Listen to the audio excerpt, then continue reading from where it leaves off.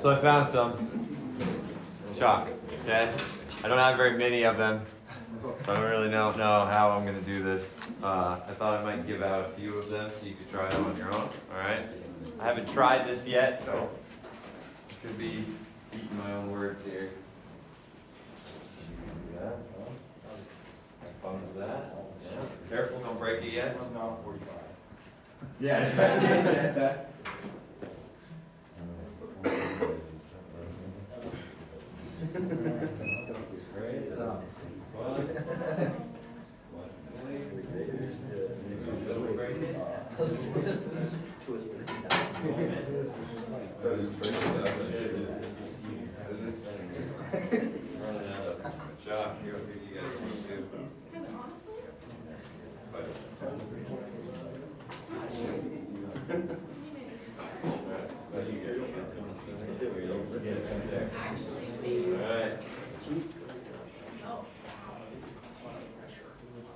Never thought it'd be so hard to find chalk.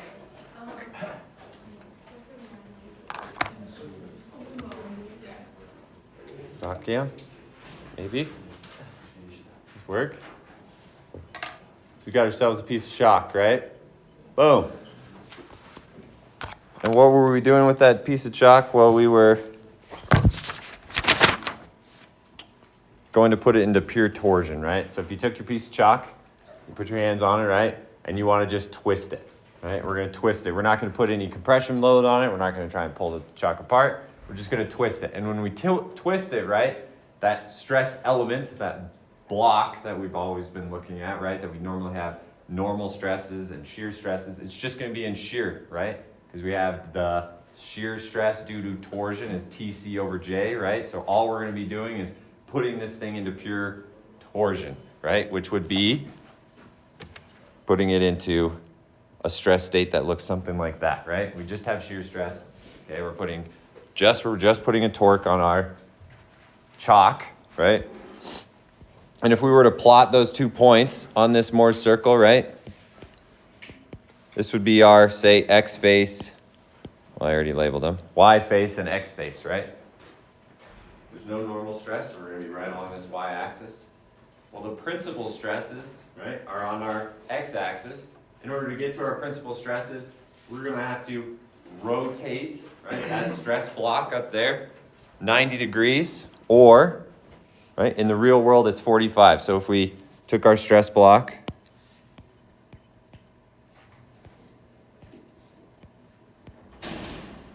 and we rotated it 45 degrees, right?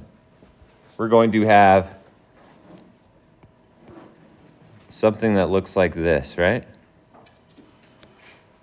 Now at 45 degrees on this, we cut it at a 45-degree angle, right? We're going to have pure tension and pure compression, right? Chalk being a ceramic, right? Very, very brittle in tension.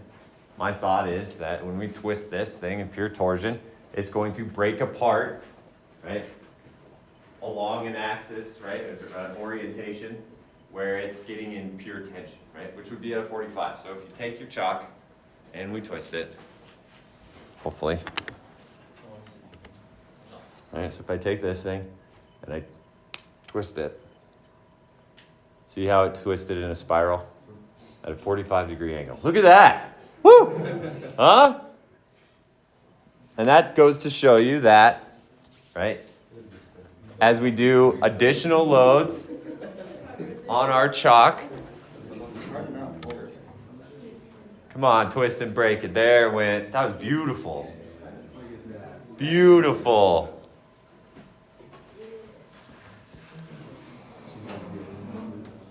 So that goes to show, right, if we took our piece of chalk, it could be a piece of steel, and we decided, okay, this steel shaft's in pure torsion, right? It would have a stress block that looked like this. Right? And if we just related the shear stresses we calculated to the allowable shear stresses of our steel pipe or steel shaft, right? We're not going to see the full picture because at some other angle, there's the potential to have different stresses, right? Some tension and compression stresses. And if our material does not perform as well because of those, we can get it to break at a different angle, right? So if we would have just checked the chalk for shear stress and not tension or compression, right, we would have missed the boat. We would have not have captured what the failure mechanism was going to be, okay? So that's the big thing. But pretty badass, right? Pretty cool. I think it's pretty badass. My gift to you is chalk, okay? It's supposed to be a nice day. Maybe you could go draw some pictures out on the sidewalk, okay? All right. So that is stress transformations. That is absolutely everything you need to know to do the homework and the quiz that's due this week, right? Homework's due 5 o'clock on Wednesday. Quiz is due by the end of the day on Friday. You can access it starting Wednesday, though, right? Set aside a little bit of time to do it. Any questions before we move on to something that should be more or less a review? I'm assuming it should be a really good review. Hopefully, Chris Allen. Hopefully, you guys all had statics with Chris Allen. Is that correct? Okay. So I'm assuming Chris did a very good job of giving you guys a rundown in statics about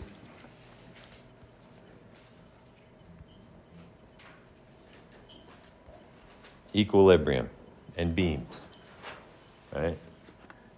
And as I mentioned, this section, which is chapter 7 in our textbook, we should have all learned this in statics.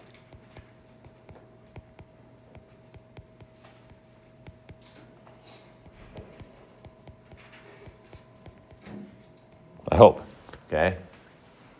So, that being the case, I'm going to go pretty fast through this, okay?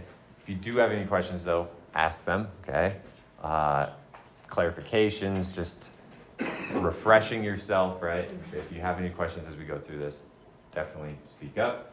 Otherwise, though, it should be fairly, for the most part, it should be review material, okay? So, equilibrium beams in statics, you guys looked at beams, right? Which are one of the most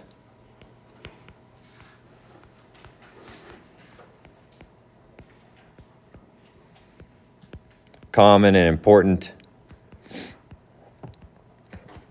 components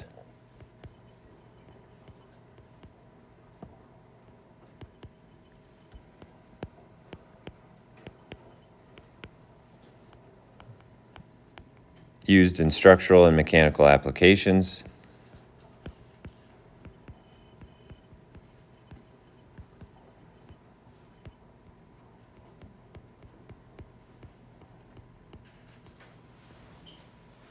Okay. What are beams? Beams are long, straight, prismatic members that support loads perpendicular to the longitudinal axis of the member, right? So if you had a beam spanning between two supports, the load over which that beam resists is going to be perpendicular to the longitudinal axis, right? So instead of an axial member where it's along the axis, right? Torsional member where we're twisting it around its longitudinal axis, a beam is something that is loaded perpendicular to that axis, right? So we're going to call it we're going to deal with straight members in this class and prismatic.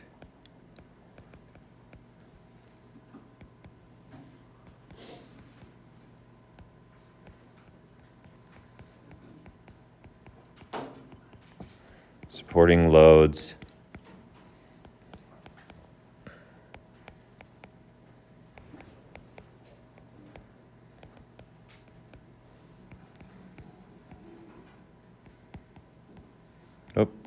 Longitudinal axis, right?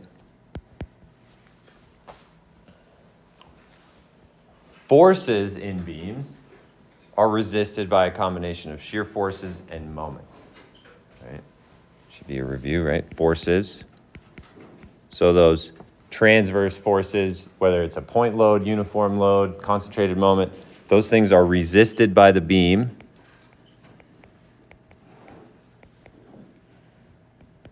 By a combination of shear forces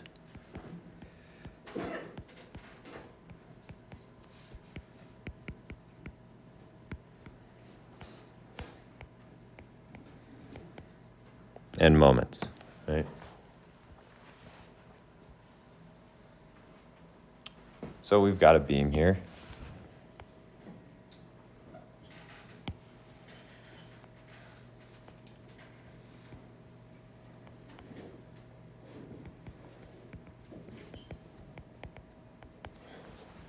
Right? Beam support is spanning between supports, right? And then gets loaded upon by these loads that are perpendicular to the longitudinal axis, right? And so we have to have supports for this beam. It's got to be supported somehow. Well, we have different types of support conditions. We would call this our pin, right? Our pin has reactions that are translational, right? So we have essentially two coordinate axes, and you get two reactions in those coordinate directions, right?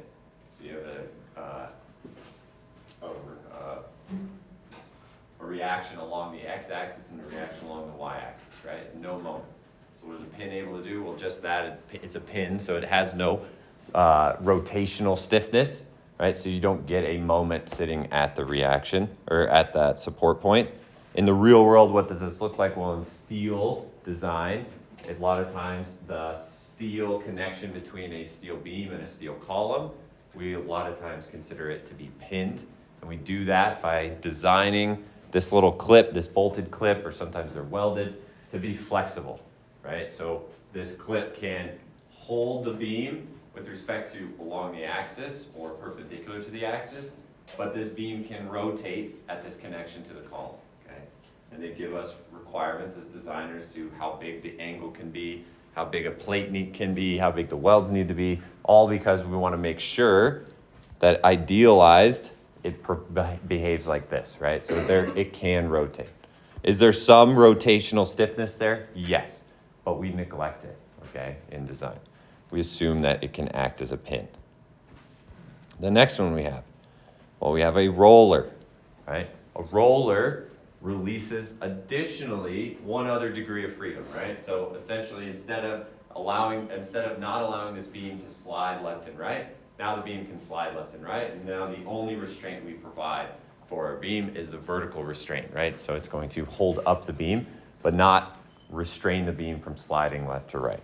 What does that look like in the real world? Well, again, right, a lot of times in steel construction, okay, if you watch the steel building go up, or even if you went into the engineering building, okay, up on the second or third floor, you'll see some of these connections in the exposed ceiling. If you go into the Rendezvous Dining Pavilion, also you'll see these connections, right, where a steel beam lands into a steel column, and there'll be a shear tab that looks something like this, okay? Well, in order to provide the restraint in the vertical direction, but not in the horizontal direction, what do? Well, we slot these holes, right? So we have to provide a means as a designer for the beam to slide, right, or move and not be restrained. Obviously, if that beam moved far enough, it's going to engage the end of the bolt holes and we're going to have a restraint. But the idea is that the displacements are going to be small, and so this beam can slide. So we would call this a roller.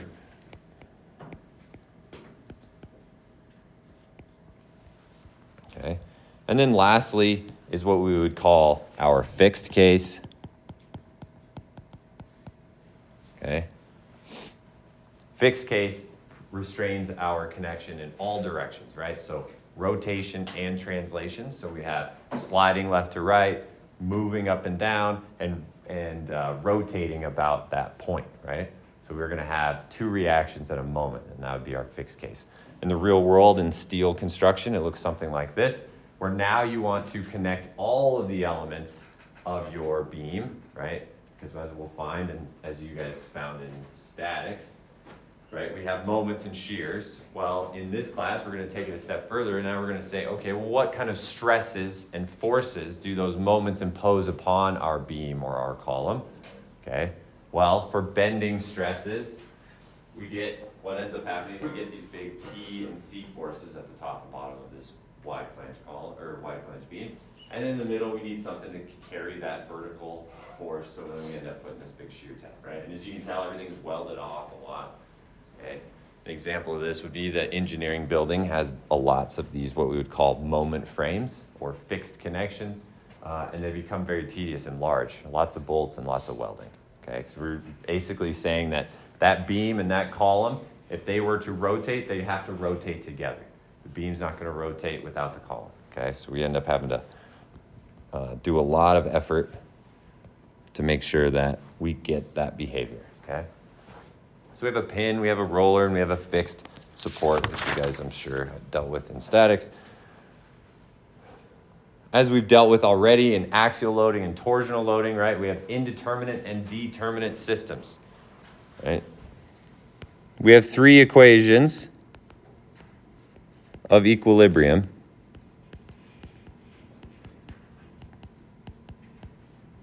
Right? And if we have more unknowns than we have equations of equilibrium, we know that we have an indeterminate system, right? So if unknowns is greater than 3,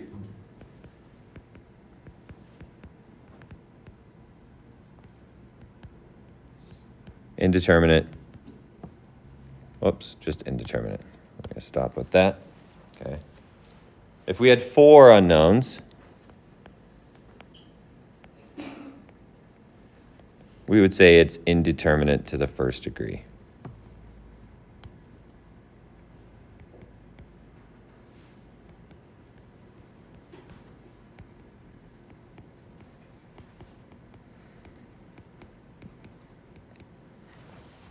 Obviously 5 unknowns, 6 unknowns, right? Second and third degree. We dealt with first degree indeterminacy in both axial systems and torsional systems, right? And when we did that, we needed to figure out another method of relating forces to geometry and loading. And the way we did that was with our force deformation relationships, right? And then coming up with a relationship of how the system behaves with respect to displacements, right? So for torsional systems, if we had a series of different shafts, right? And we had a torque that was common on both ends, we could say that the entire rotation is going to be equal across the entire thing, right? It's equal to 0, okay? And so on and so forth. And we made all of those different relationships, right? Depending on the type of system, okay? Both in axial systems and torsional systems. So obviously in beams, we're going to end up getting there, right? The same, and looking at this the same way as we did with axial systems and torsional systems. What types of loads can we have? Well, we can have concentrated loads, we can have uniformly distributed loads, we can have linearly distributed loads, okay? And then we can have concentrated moments, right? You guys have dealt with all of those. We have external forces, right? That would be this.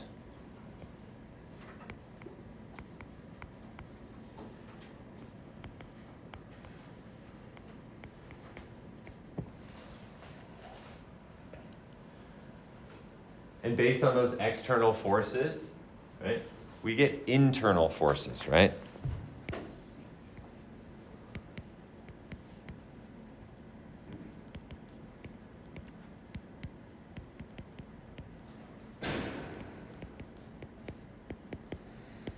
And what comes with those external forces? Well, we have external reactions, right? We calculate these reactions based on our equations of equilibrium, right? And then once we know the reactions, then we can work our way through our member and get our internal forces, right? So we can use our sum of the forces, the x, sum of the forces in the y, sum of the moments, right? We can figure out internal and external reactions, right? Internal forces and external reactions. What is the sign convention?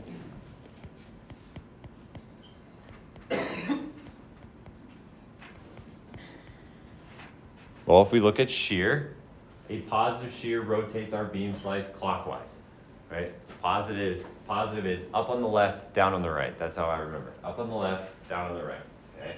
So on the left side of a slice, the shear force is going to be upwards. Right side of the slice, it's downwards, and that would be positive shear. Obviously, opposite of that is negative.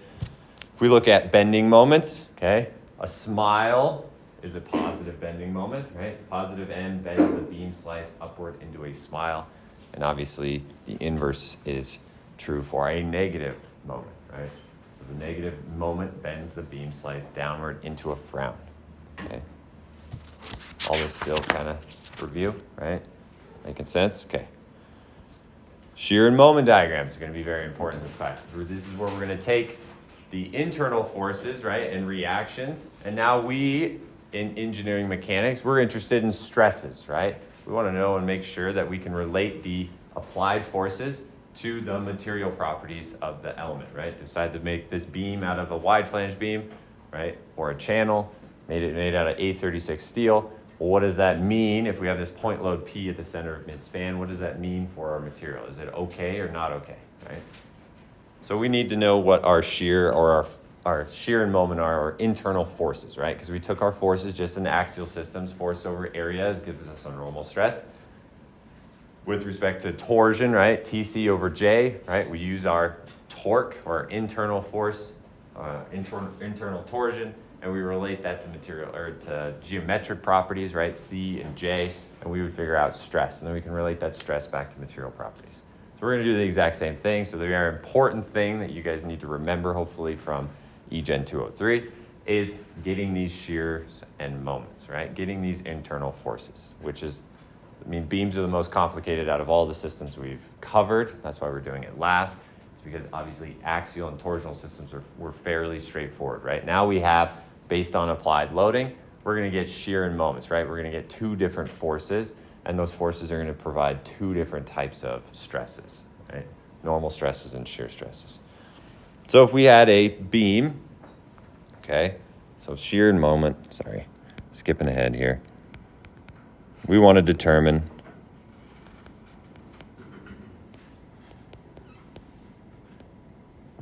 shear and moment,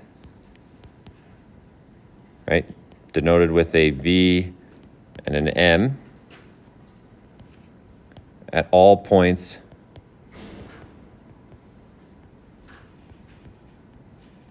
along the beam.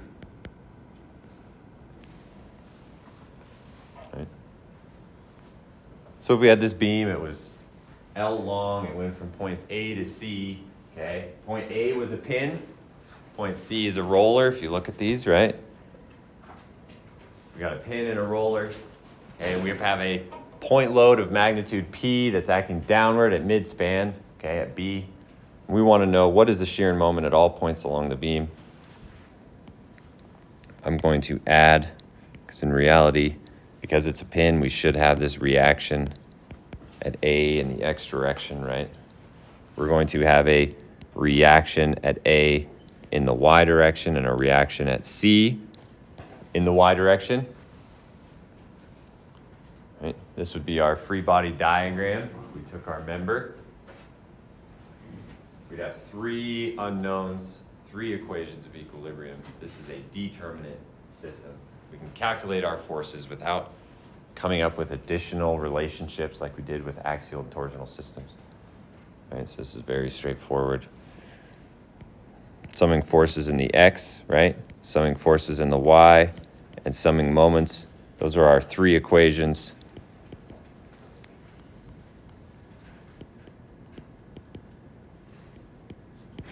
Three unknowns. We can say that this is determinate.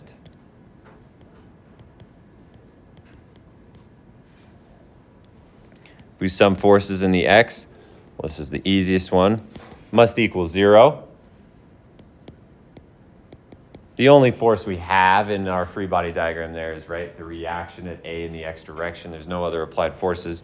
What does that mean? Well, that means RA sub X equals 0. That was easy enough. 0. Now we can do sum of the forces in the Y. Set that equal to 0. Well, we get negative P, right? That's our applied load. It's acting in the negative Y direction, so we're going to put a negative in front of it. Then we have our two reactions, so I'm going to say plus RAY plus RCY.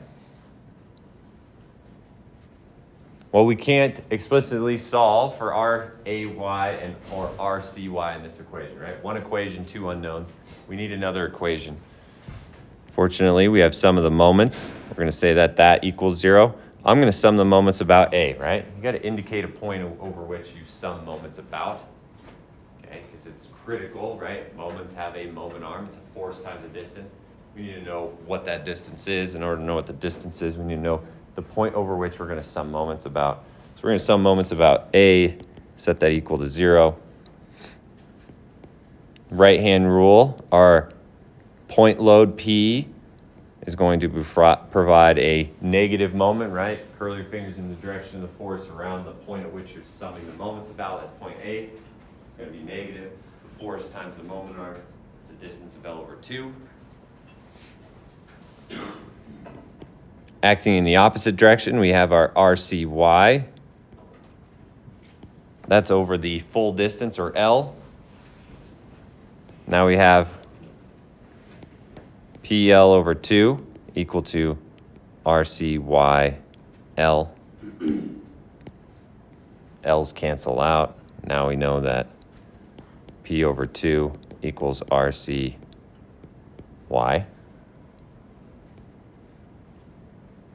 Well, if we plug this back into there, we get that RC, whoops, not RC, RAY equals P over 2.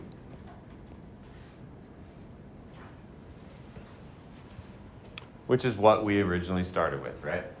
Due to symmetry, I think after you do these a few times, you can understand that this is going to be P over 2 and that's P over 2, right? Halfway between the two. This is how you get there, right? Some of the forces, some of the moments. You guys did all this in statics. From here, you guys did shear and moment diagrams, right? Well, if I drew a couple diagrams, we're going to call this shear diagram. We're going to call this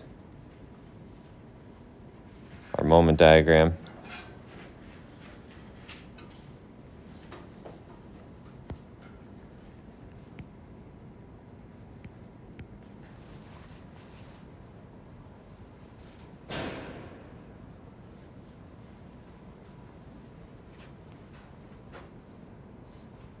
Any ideas how we go from here? You guys remember? Where's the shear diagram start?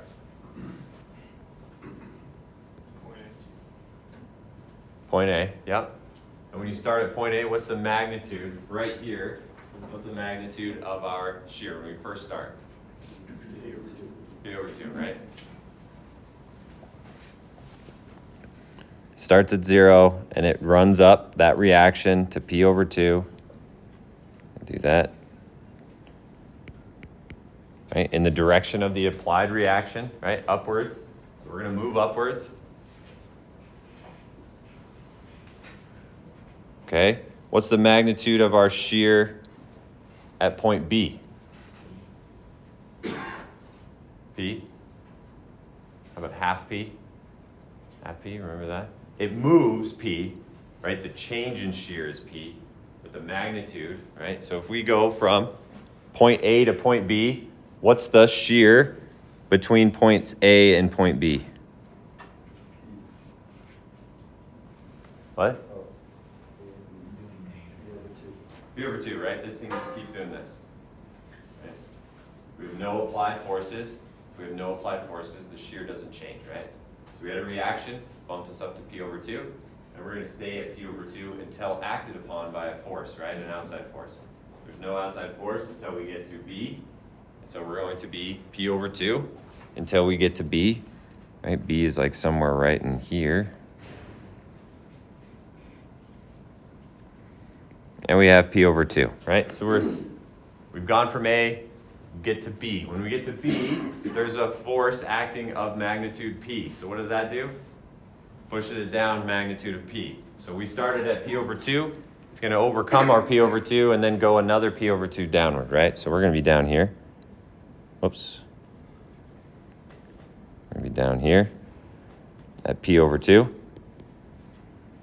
And then finally, when we work our way all the way to the other end, again, we're going to be at P over 2. No external applied forces between B and C. So the shear we got here, right, with top, P brought us down. No applied forces. We're going to stay the same until we get to the reaction, right? And the reaction is going to bring us back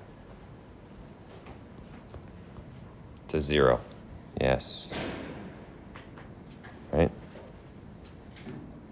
And we always go to 0.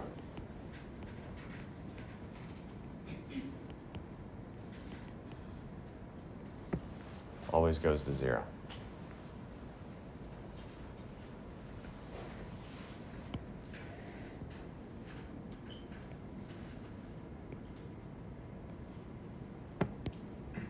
So there's our shear diagram, right?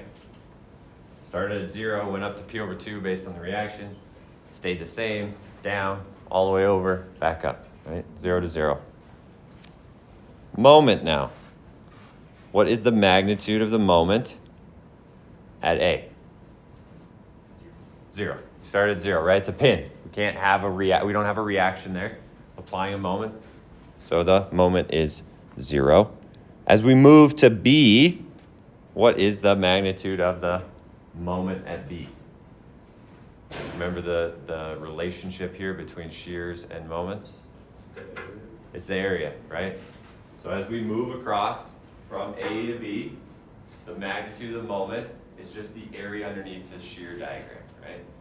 So in order to get the magnitude at B, we need the magnitude of the area of this curve, right? So it'd be P over 2 times L over 2, or PL over 4.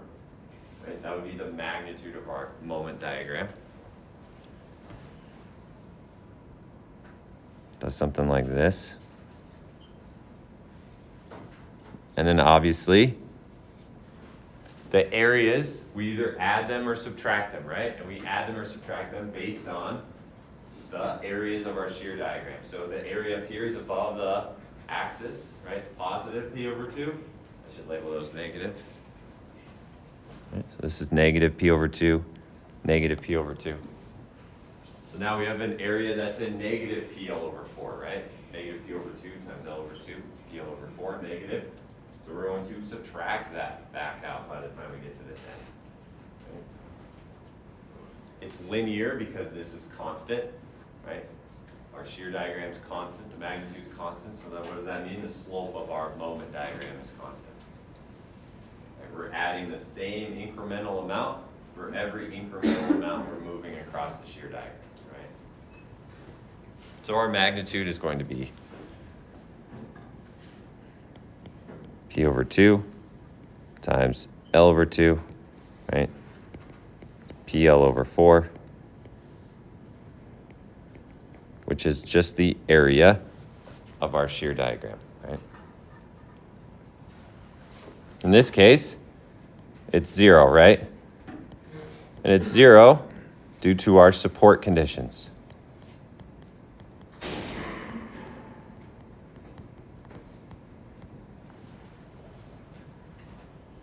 Due to our support conditions. Is this coming back to you somewhat? Hopefully you're not falling asleep, okay? Well, as engineers, we're lazy as hell, right? We don't like to do this every time we come to a beam that's a point load along the mid-span. So what do we have? Well, we have packaged solutions for this, right? In this case, this is our point load acting at mid-span. Here's our shear and moment diagrams. Beautiful, right? Already laid out for us. We know that we could calculate the moment at any point between x and L over 2 based on that equation. We can get the maximum, PL over 4. We can get our reactions, okay? We can get deflections, which we'll work on later, okay? PL cubed over 48 EI, right?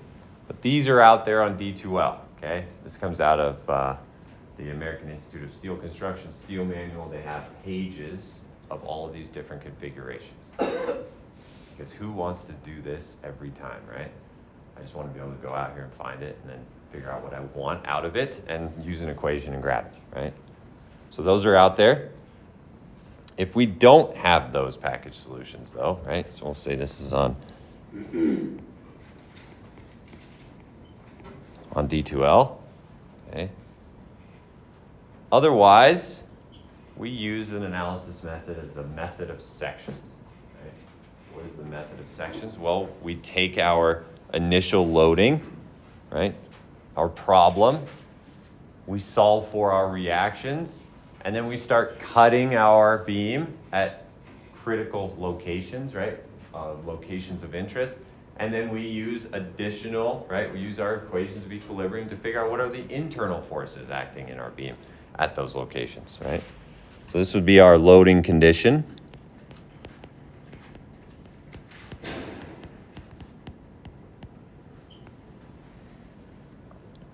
We would have reactions, right? A sub x, A sub y, C sub y,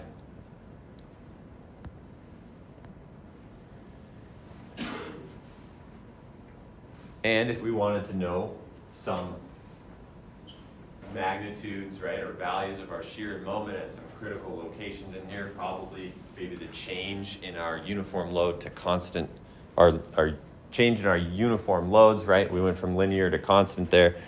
So we might cut this section, right?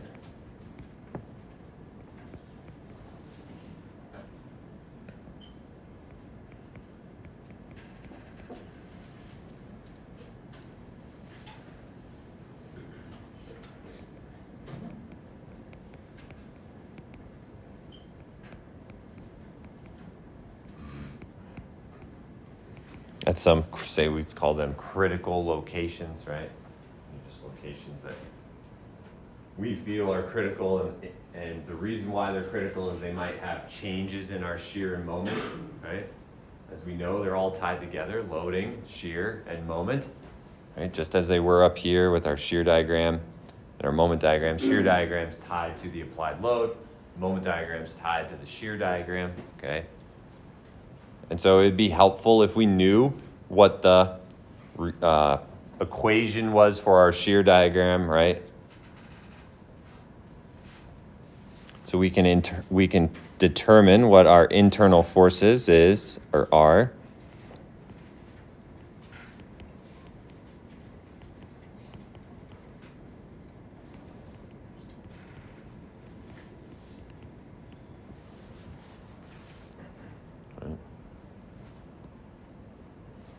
And we need to know those internal forces, right, which allow us to determine what our shear and moment diagrams are, right? So we calculate internal forces.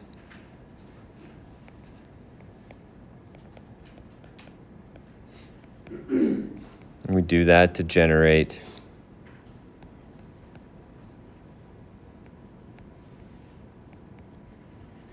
our shear and moment diagrams, right? And as we just walked through for our beam with a point load at the center, right? We walked through developing our shear and moment diagrams. There are some rules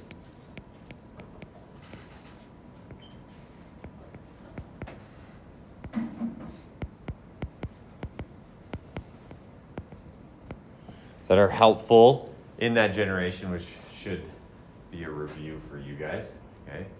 Rule 1, concentrated loads create discontinuities in the shear force diagram, right? Just as we had that point load P acting at the center of that beam, right? Our concentrated loads, reactions are concentrated loads, right? Reactions or point loads create a jump in our shear diagram, right? So if we had P naught, or this was a reaction, it's going to be equal to the change in the shear force. Not necessarily the magnitude of the shear force, but the change, right? At the center of that simply supported beam with a point load at the center, right? The magnitude of the shear was P over 2, but the jump was P, right? Or the full reaction. And so in this case, we're going to get a shear diagram that gets a jump. Second rule, the change in shear force is equal to the area under the distributed load curve, right? So similar with shear to moment, right? With respect to loading, if we have a distributed load, the change in shear force is going to be equal to the area under the distributed load curve, or essentially the integral, right? No one likes those things though. But as we added them up, which is essentially just the area underneath the curve, right? Gives us our jump from, say, point A to point B. And all that's saying is, again, you're just looking at it as the change in shear is the applied load, right? So if we had an applied load of reaction, well, that's a point load. Well, the distributed load, all it is a series of point loads, right, in a line. They have a magnitude, and they just happen to continue to act over a distance, right? So all you're doing is adding up a bunch of these little delta V's from, say, one point to the other, knowing that you have a series of applied little point loads on your V, right?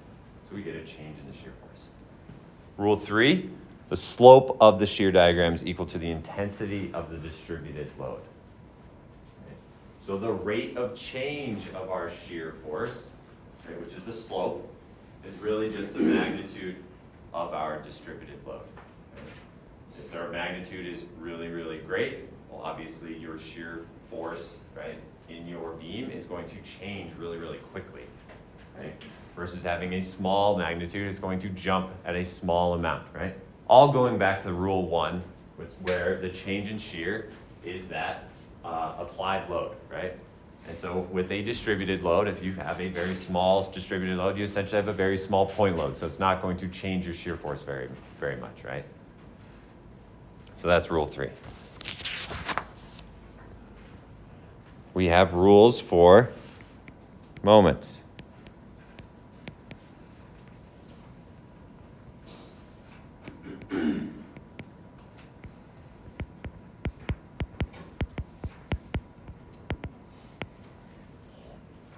Right? Rule 4, the change in bending moment is equal to the area under the shear force diagram. We all know that one, right? Okay, we just calculated that. Rule 5, the slope of the moment diagram is equal to the intensity of the shear force. Well, very similar to what happens with our applied loads in our shear force diagram. Well, we have that same sort of behavior happening with respect to moments, right? Because the magnitude of the shear force is essentially going to give us how quickly is the moment diagram going to change, right? So if our shear force or shear diagram has a very, very high magnitude, the rate at which our moment diagram changes is going to be a lot higher than if the magnitude was very small, right? Rule 6, concentrated moments create discontinuities in the bending moment diagram, right? Similarly, I mean, if we look back at the shear force rules, if we have a concentrated force, we get a jump in our shear force diagram. Well, our moments work the same way, right? If we apply a moment, obviously it's going to change the internal moment in our beam, and so concentrated moments create a jump in our moment diagram, right? Opposite though, right? So if our moment is positive, it creates a negative jump in our moment diagram, right? This moment right here, right-hand rule, it's a positive moment getting applied through this beam. Well, it would create a negative jump in our moment diagram. All that coming back quickly, right? Should all be a review. So a general procedure for constructing these diagrams. Well, just as we started, we completed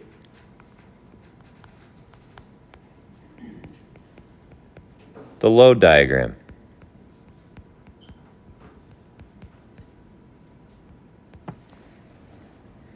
And this all came from our free body diagram, where we calculated what the reactions were, right? Then we calculated internal forces.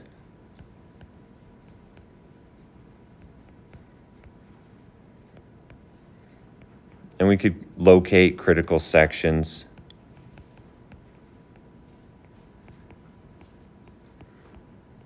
Right, where maybe loading changes, because obviously that's going to change the way that our shear and moment diagrams change, okay?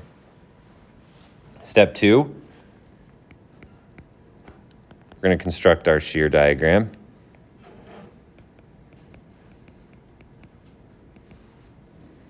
All right, these are our rules 1 through 3. Step 3, we want to locate key points on the shear force diagram, right? Because our shear force diagram relates to our moment diagram, right? And say if our shear force diagram is 0, that's going to be a critical location because it's going to be the change whether we're adding and subtracting moment. So it could be a minimum and maximum moment location. So we're going to want to locate key points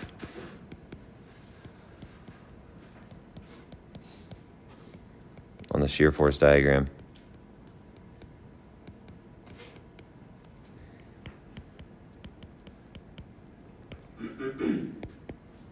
Right, if our shear force equals 0, this can relate to the maximum or minimum moment locations, right? Because that's the point at which we're not going to be adding any moment. We're going to be, maybe we might be transitioning and starting to take some away. And then step 4, we can construct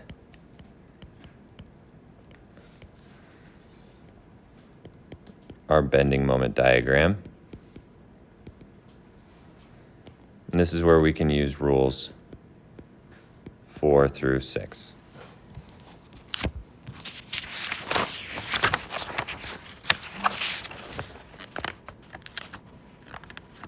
What are we doing here? Nice. All right, so let's do something a little more involved, but still fairly simple, right? So if we had an example here where we had a simply supported beam, right? A simply supported beam is pinned at one end and has a roller on the other, okay? So as this beam deflects, it's allowed to shrink, right?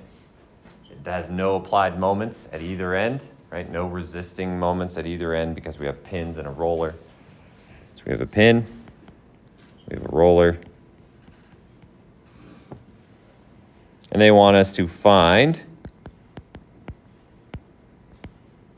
our shear and moment diagrams for this loading. What was step one? The reactions. Find the reactions, right? Yep. And we do that with a, what do we use to find the reactions? Free body diagram, which we've used all the time in this class, right? Free body diagram. So I'm going to transmit this loading scenario, this member, right, into a free body diagram. So we cut out what we want to look at, right? Our free body. Free body I'm going to cut out is the beam itself, right? Well, if we cut the beam out, we've got these reactions, right, applied at the ends of our beam. In the case of a pin, we've got reactions both in the X direction and the Y direction. And at the roller, we just have it in the Y direction.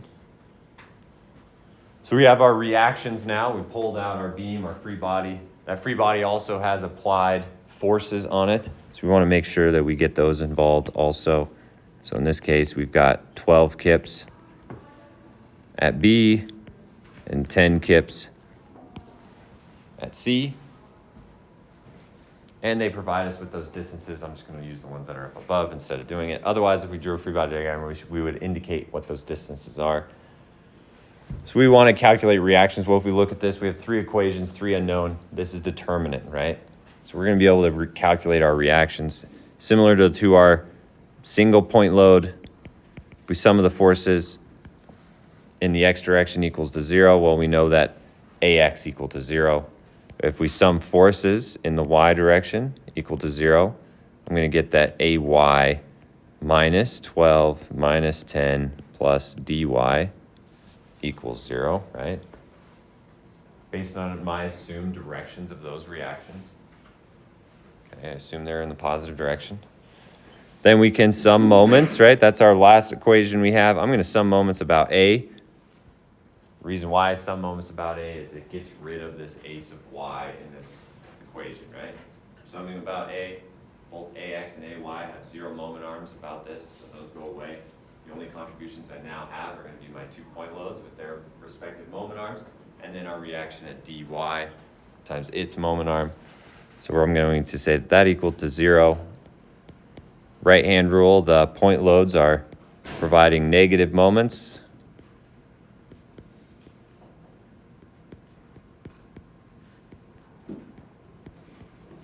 We get an equation that looks like that. From that, we can figure out that dy equals 8 kips. If we go back to some of the forces in the Y direction, I'm going to get that AY now is 14 kips.